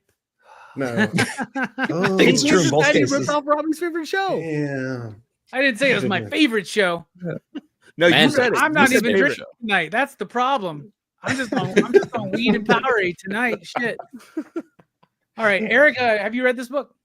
No, but I'm so glad that Greg got to bring this book up, though, and give it a spotlight here, just if for no other reason than for Nick to be able to spot out the joke that he gave here. So Yeah. thank you. Thank you, Greg. I appreciate it. I am looking at some preview pages, though, and I do dig the art style on this. You know, it kind of it gives me vibes almost of not Jim Mafood's artwork, but the artwork from the Clerks cartoon series that came out, the ill-fated Clerks Well, cartoon yeah. series. So Quick this stop. artist did the Clerks comic that Kevin Smith wrote. Yeah. Oh, okay. There's a the Clerks lineage there comic, then. He did that, so that makes sense then for you. I didn't know that. That's cool. There we go. Okay, so there's the connection point there. So yeah, it's definitely something. Hearing what you guys said about it, I definitely want to at least give it a shot and see what's up. Yeah, you should. What about you, Nick? No, I haven't read this one, but it was in Greg was in, or no, Robbie, it was in your rapid fire, I think, last month. So that's interesting. So yeah, I'll have to keep my eye out for it. Maybe catch up on it somewhere. Stu? I have not. I'm sorry. I've not read this one. Yeah, all y'all doing this on purpose. No. I'm the only one reading Greg's picks. Hey, but Robbie, I don't care because I know they're good picks. You're reading them and they're getting exposed to it. So There you go.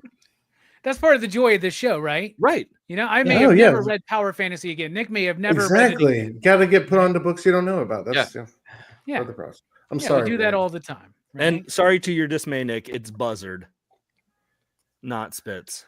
It's okay. The joke still worked. Oh, it did. It worked out did great. work. I thought it worked rather well. All right, so I guess my go for round 2, right? Yes, sir. Yeah.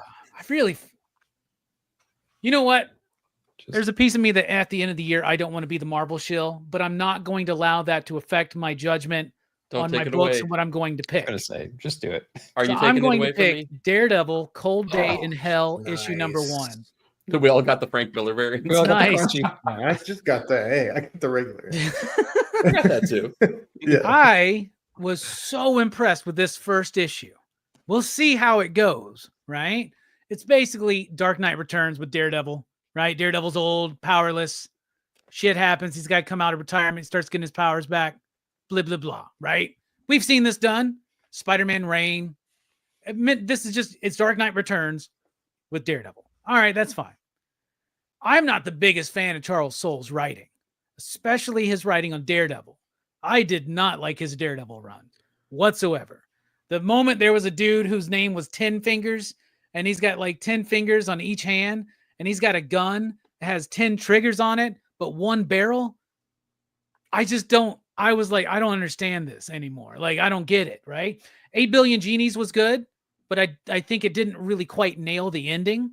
Lucky Devils is already kind of waning on me a little bit. So I don't know where this is going to go, but I was really impressed with this book, right? And I think that Charles put together a really intriguing story that was Matt Murdock at the heart and core, and still doing the Dark Knight Returns thing, but not fully doing just Dark Knight Returns, right? Doing their own thing with it. The big surprise to me was Steve McNiven on the artwork. His artwork had gotten boring and stagnant and stale to me over the years. This, he's changing his style a little bit more. It seems like they're a little bit more loose of lines. It seems like it flows a little bit more. I feel like he's leaning into the Miller Jansen aspect of it. I think artistically it's obviously influenced by Dark Knight Returns. Sometimes that can be annoying, but wow, that was really loud lightning. Sometimes that can be annoying, and this one it worked, but it was the artwork. I think that McNiven, at this point in his career, I wasn't expecting this kind of work from him, and I was really, really impressed. And I think Marvel had some decent books out this month, and this was at the top. I loved it. What'd you think, Eric? I was so happy to finally say that I enjoyed a Daredevil book again, because it's been a really long time, guys. So this brought it back for me.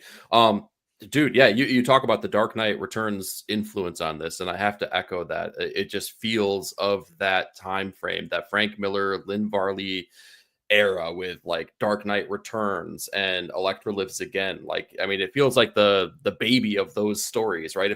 If those stories had a baby, and then that baby was hit in the eyes with radioactive material, that's the book that we're getting right now. Steve McNiven's artwork is awesome in this. I'm so glad that they, decided to really transform their style and really have it emulate the look and feel of those books. And dude, like, it's crazy. Like, you're feeling towards Charles Soule. Like, ditto, same exact thing. Their Daredevil run, not my favorite. The art style was pretty cool, but the story kind of really landed flat for me, and I wasn't excited for this. And then when I picked it up, I was like, oh, this is actually really cool. This is exciting stuff. And I think it's only 3 issues, if I'm not mistaken. So if they get in and out and just tell an awesome story, dude, that's gonna be a fantastic thing. But like, I mean, some of the visuals in this, like, check this out. Like, come on, like, it's a bit spoilery, but come on, like, old man Cap here crazy, holding up the subway station so that the newly empowered Daredevil can save at least one life from the subway station that's collapsing in front of them from the dirty bomb that has gone off that actually gave him his powers back. It was really, really fun stuff. And come on, like, we got our boy Frank Miller doing covers. Like, I mean, there's no reason to not buy this one particular Marvel comic. So great pick. Yeah. And, we just recently kind of got the Dark Knight Returns with Avengers Twilight. That was a good book, right? This one has that artistic, influence as well, which I love. What about you, Nick? Yeah, I love this one. I really enjoy liking a Daredevil book again. And so I'm psyched about that.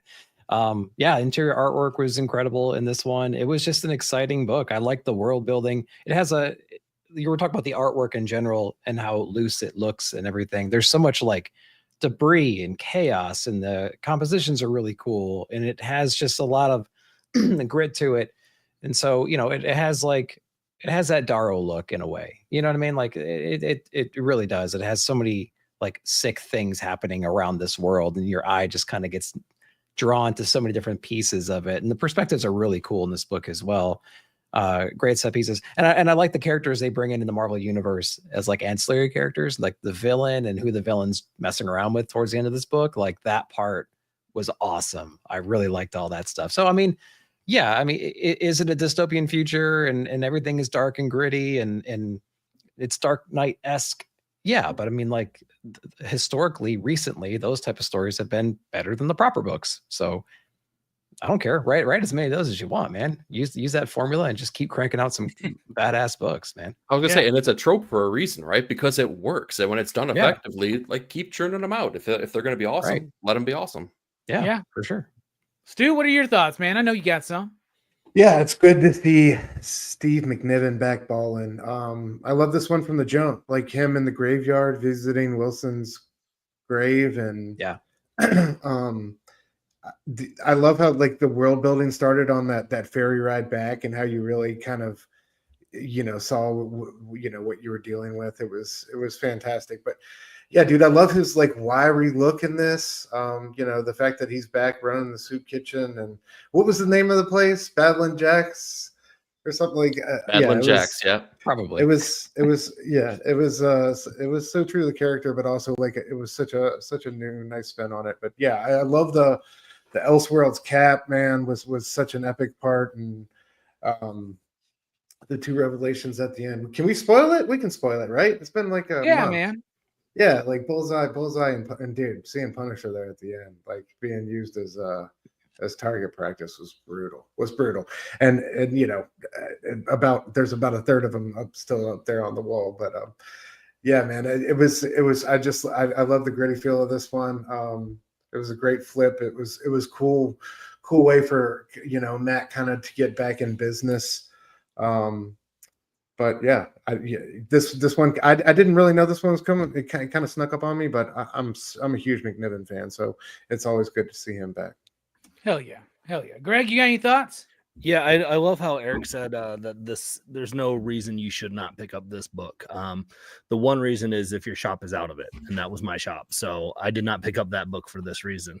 I want to read it. I've heard nothing but great things. I'm a little sad that y'all. I guess Eric said he did like the Daredevil run by Chip, but y'all were like, "Oh, it's good to finally read a good Daredevil book again." Dude, this I'm not run okay. is rough. The current run, fine, that's fine, but like I feel like the arc before it was good.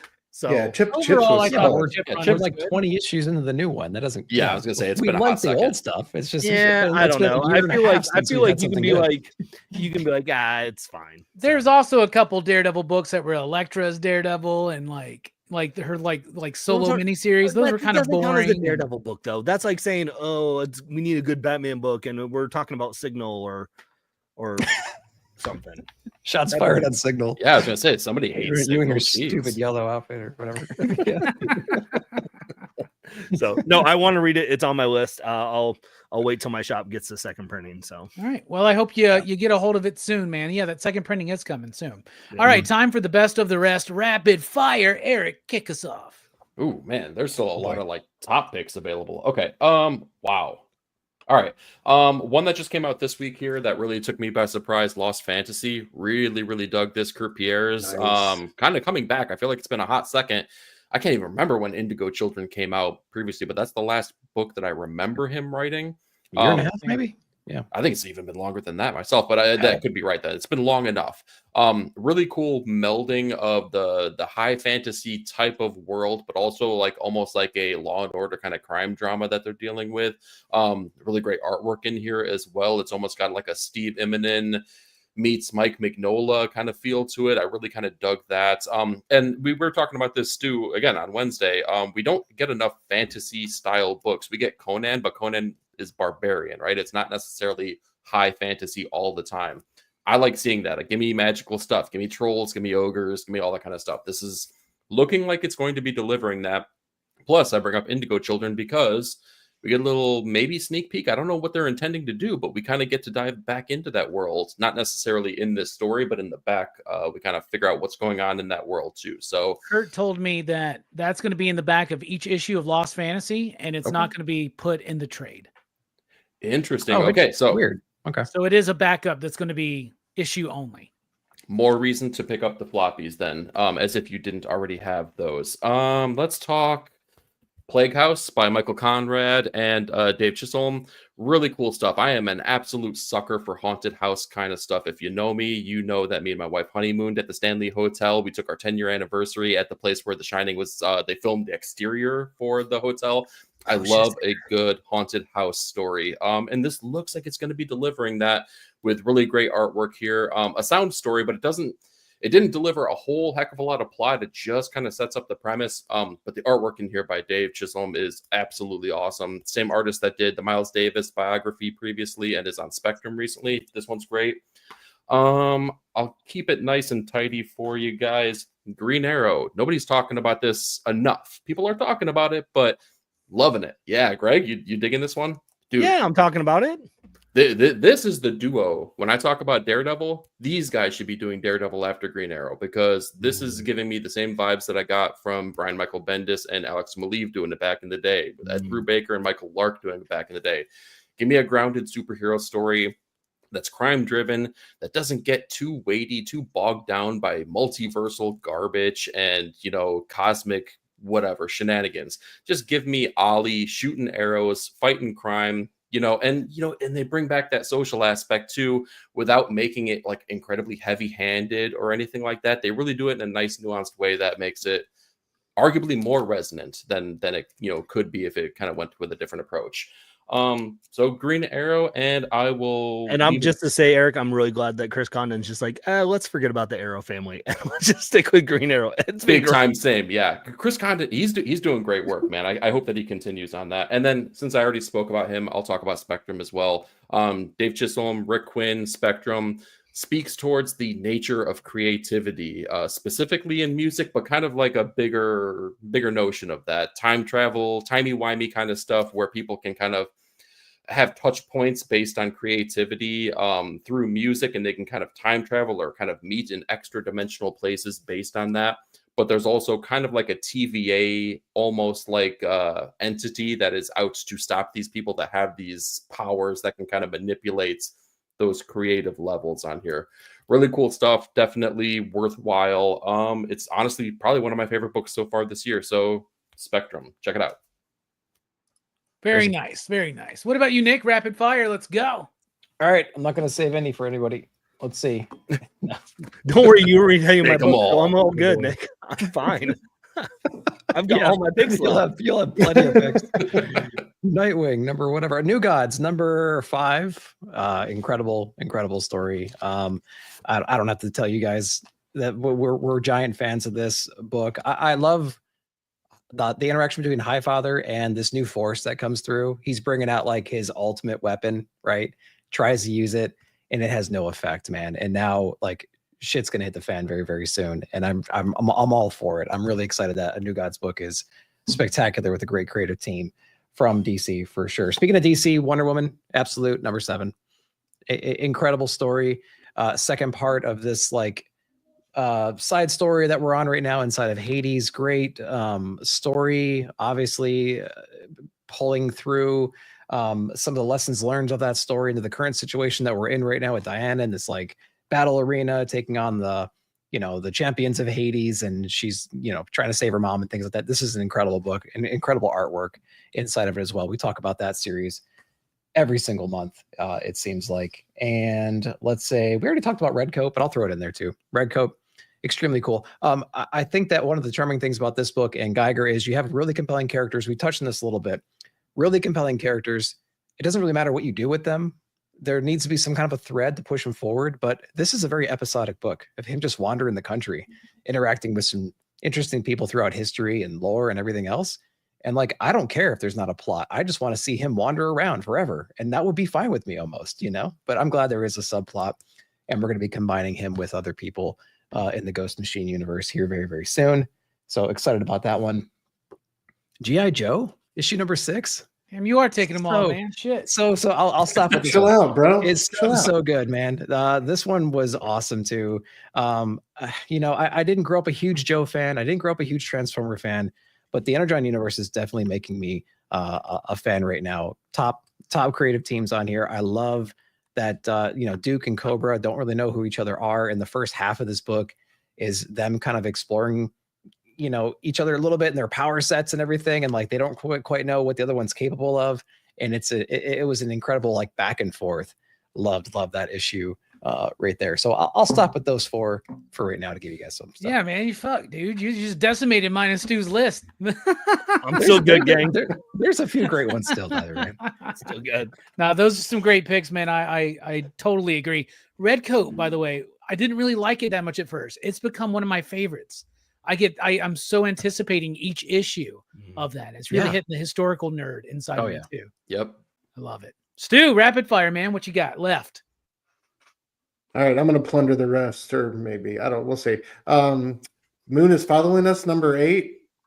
Another fantastic issue. I feel like it keeps getting better. It keeps ramping up. So many great action sequences and also character revelations in this one. Riley really doing the damn thing. I thought incredible artwork throughout, and the revelation at the end.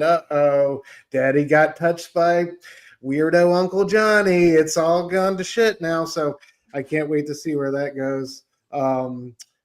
What else we got? Zatanna number 3, dude. This trapped in this world, but Jamal Campbell killing it, writing and drawing this one. Some just epic sequences here as she encounters Clayface trapped in this kind of heinous make-believe world as she tries to help him out of it, and then has to kind of force him out of it. And Jamal is just doing such a great job on that book. I didn't think it could get any better after Javier and Tamaki. And speaking of Javier, my last one will be Absolute Martian Manhunter number 2. I mean, this book just keeps delivering. It really should have been on around 1 or 2 for sure. But we just continue to explore John's relationship with this new mind fucking entity, and how it's going to warn him of this opposing force, and help him see the world in a different way. And the way Javier is doing the art, the way John's viewing the world with the color palette, and the story. Again, Dennis Camp just doing so many beautiful things, and I love how he's speaking to the world we're living in through these comic books in such an important and impactful way. And this book just continues to be one of the superstars of the Absolute line, I think. But for me, Absolute Wonder Woman is number 1. But this one has just been so beautiful and so different through 2 issues, delivered on every level. So got to shout that one out. That's hell it yeah, for me. man. Great picks. Greg? Man, I gotta follow Stu after he so flippantly talks about such an awkward moment in comic book, but that's cool. So, you know what? I'm gonna just say it because I bought this for this group. Savage Sword of Conan. You guys didn't talk about it, so I'm not gonna talk about it. But I bought it so I could talk about it with you guys. That Chris Burnham story was dope as fuck in there, man. But you guys didn't talk about it, but I at least wanted to show it off that I bought it for you guys. So screw you. How'd your shop get it? I didn't even get it, man. Absolute Superman issue number 6. I love this, going back to Smallville. The art by DeMonico. I can't pronounce his name, but it's great. I love getting the kind of a fresh take on. It's the same story of Smallville we get, but we're it's in a new light, and I really like where Jason Aaron's taking this story. Let's stick with another Jason Aaron book, Bug Wars. I still continue to love the world building that he does in this. Is invested, that the fact that I would care about a Game of Thrones story with bugs in it, like I hate bugs, and I'm here for it. That was a good one. It's so good. Dick Tracy, because it's so good, and I know you all aren't reading it except for Robbie, so Robbie, thank you for that. And then last one I'll do from Oni Press, Out of Alcatraz, issue number 2. I love just good like this. There's I know we like the supernatural elements and all these things, but just like a good 2 dudes on the run from the law, like set in the old time, like from Alcatraz. I love those types of books, and I'm here for it. And I think Chris Cantwell and Tyler Crook are doing a great job on it. Hell yeah, man. I'm loving Out of Alcatraz. That one's really fun. Man, you bearded comic bros really do stick together, man. A lot of Jason Aaron love from you today. We do. Jason Aaron rules. You gotta be bald and have a beard. He likes tiki bars more than me though. So that's, I think, where our similarities stop. and he's Okay. a really talented writer. But Fair enough. I like tiki bars. well, You don't like tiki bars? I mean, they're fine, but like he likes tiki bars. Like they're fine. Like if you say like you want to go to a tiki bar, I'm like, okay, cool. But like he likes tiki bars, so He's looking for tiki bars. yeah, like he's searching. I don't think I've ever gone to a Comic-Con like, hey man, let me know if you guys got any good tiki bars in your town. Like, but if someone's like, oh, you want to go to a tiki bar? I'm like, okay, sure. Yeah, He's got a Most top people are 10 like, list. Wouldn't that be crazy if you went to a tiki bar? That's most people, not him. Yeah. So All right, from my rapid fire, I know we already talked about the G.I. Joe silent missions, but I do want to highlight once again Jinx in particular, a second countdown. I loved it. Danny's work was so amazing in that. Universal Monsters, The Mummy, issue number 2. I love this story from Helen's perspective. I love how we're seeing the events of the movie, but we're seeing it more from her perspective, and not just that, but developing that character even further. Yeah. And one of the things that's been promised is that they're going to be diving more into her past lives, which was, of course, the famous scene that got cut in the original. Ultimate Spider-Man number 16. Talk about didn't see that shit coming. Didn't see that shit coming at all. They undercut a big thing that happened a few issues ago. I don't know if I really want to spoil it yet, because that's a very popular book. They undercut something, but in doing so, really set up a really interesting take on a classic Spider-Man character. And I loved it. I thought it was really, really cool. We're taking everyone down with us. Issue number 2, I thought was even better than issue number 1. Ooh. And you really get the idea of what's going on.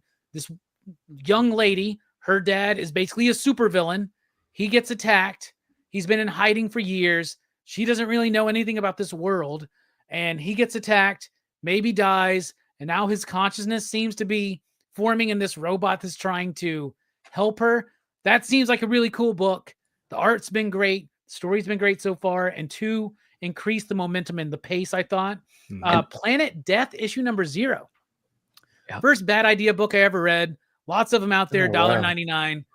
It's cool. It's just set up for a typical story that we've seen a billion times. But it's on newsprint type stuff. It's on newsprint, right? And with the modern coloring, it still works. That's cool. So it can be done, y'all. It can be done. Just saying. And then my biggest surprise of the month was how much fun I had reading Godzilla vs. Spider-Man, issue number 1. Nick Bradshaw on the artwork. I even remember when I got it and I flipped through it. I was like, Venom Godzilla. Jesus Christ. I bet this will be a spec book. Then I'm reading it and I'm just like, this is just fucking fun. This reminds me of when I was a kid reading Spider-Man comics. Now, obviously, it's set in that time period in the 80s. He's got the black costume, Black Cat's there. I liked those callbacks, but I don't know, man. It just made me feel like being a kid sitting reading a dumb, doofy comic book that got in, got out, did its job, had some cool moments. Nick Bradshaw artwork, Joe Kelly. I think Spider-Man's safe in his hands. Damn, y'all, it made my pick of the week. That's how impressed I was that Godzilla vs. Spider-Man number 1 was pretty freaking awesome. I really liked it. Robbie, remember this when I talk about how much I enjoyed Justice League vs. Godzilla again this summer when Volume 2 comes out. So yes. You give me creep for being I mean, that book was all right? I mean, I remember liking it enough. Were we? Yeah. It is good. I hated the Godzilla Fantastic Four one. I thought the Hulk one was okay, but I really liked the Spider-Man one, y'all. I don't know. I don't think anybody else is on Nick, this side. Nick, didn't you say the Predator Spider-Man book was a good? I liked Predator vs. Spider-Man. That was awesome. Yeah. That was good too. That was really good. Look at this crazy. I'm gonna check crazy. it out. That's one of the few Marvel books I read. That was fun, man. I was like Black Predator, Label. but it was fun.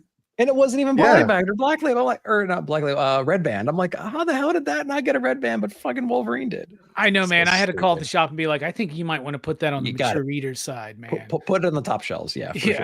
For sure. It does have a parental advisory in the box, but you have to look for it. Well, the other 2 did too, but I didn't think there was anything too major in those, right? Yeah.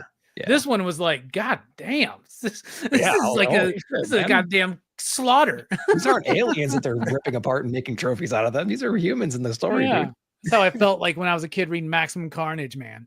I was like, whoa, crazy. All right, well, we're dipping out because everybody's got things to do. Thank you all so much for joining us. Eric, thank you. What you got coming up, man? Just like always, every single week on Sundays, you can see my weekly comic book thoughts, ideas, whatever. All my thoughts on the books that are coming out here, including the ones that you see right here. So check me out every single Sunday morning. Outside of that, you can catch me and Stu every single Wednesday on Ink and Insights, kind of ping-ponging back and forth between 9-Panel Grid and Dr. Doom's Fan Club. So check us out where we go over a whole slew of things here, including books, news, comics from futures past, the little things, everything that's fun about comics. Hell yeah. Nick, thank you for being here, man. What you got? Yeah, only thing I want to plug is back on Tuesday, we had a conversation with Ian Bertram. Stu and Eric were with us, little Ink and Insight special feature there. He has a Kickstarter going on right now for Acheron. This is his sketchbook that he's pieced together over like the last decade plus. It's an incredible format. It's a landscape. I think, what is it, like 9 by 20 something. It's incredible. It's already funded 200%. We're hitting those stretch goals right now. And we had a whole conversation, like an hour and 40 minutes, talking about this book, how it happened, his artistic approach, his influences, all kinds of crazy, great stuff. So definitely check that one out if you guys haven't yet. But dude, it's always a pleasure being here. So thanks so much. Of course, of course. Stu, thank you for being here. thank you Beautiful guys as usual. What you got? Thank you, bro. Always a pleasure to kick it with the homies and talk about the best comics of the month. Yeah, every Wednesday night, Ink and Insights, me and my bro E just had our recent episode rather. Did an X-Men draft, put together some dream team creative teams for our new X title launch after the Liefeld rant this past couple of weeks. But yeah, man, always a good time on Wednesday nights. And then of course, surrounded by short boxes. Should have a new episode sometime soon, but I dropped Superman and Swamp Thing, Alan Moore, Jungle Line, Rick Veitch classic a couple weeks ago. So check that out on Dr. Doom's Fan Club. And thanks for having me again, fellas. Hell yeah. Greg, always a pleasure to have you here as well. What you got? Man, I appreciate it. As always, find me on Bearded Comic Bro everywhere. Always doing interviews, dropping interviews every Monday. My most recent interview I dropped, I had Brian Michael Bendis on. That was a lot of fun digging into just his time in comics. And then this coming Monday, we got Aubrey Sitterson on, who did Free Planet for Image Comics, and that comes out this next Wednesday. So if you want to kind of insight on it before the book, or if you want to wait and watch it after it drops on Wednesday, pick it up. But both really fun conversations with just really talented people. So yeah, I'm excited for that one. Yeah. Heck yeah. Yep. I put links to each of these gentlemen's channel down in the description. So please go and sub up to these gentlemen if you haven't already. As for me, Rockin Robbie Live on Sunday night. We're returning after pretty much a hiatus in April. I'll tell you what I've been doing, what's been up. We got lots of stories, lots of returning features. Should be a jam-packed show. And then we're starting a little thing called Anime coming up on Monday night. My pick for my birthday week. It is Robbie week officially starting Sunday. We're going to be talking Monday night about Akira. I'm very, very excited. I think this is one of the greatest animated films of all time, and it's definitely perfect for my birthday week. So check that out. Yeah, man. See, aren't you glad now you got the box set? My wallet isn't, but I am happy. Yes. Oh, you got that box set? You son Yes, of a bitch. I did. This motherfucker's arm. I was like, come on, man. You'll regret it if you don't. It's really beautiful, though, I got to say. All right. And coming up at 8 o'clock Central, 9 o'clock Eastern, Blame Fable. That's right. The Blame Fable show is going on. So jump over to One Collection Down and check out the fellas over there. We're dipping out. We love y'all. Station, pop.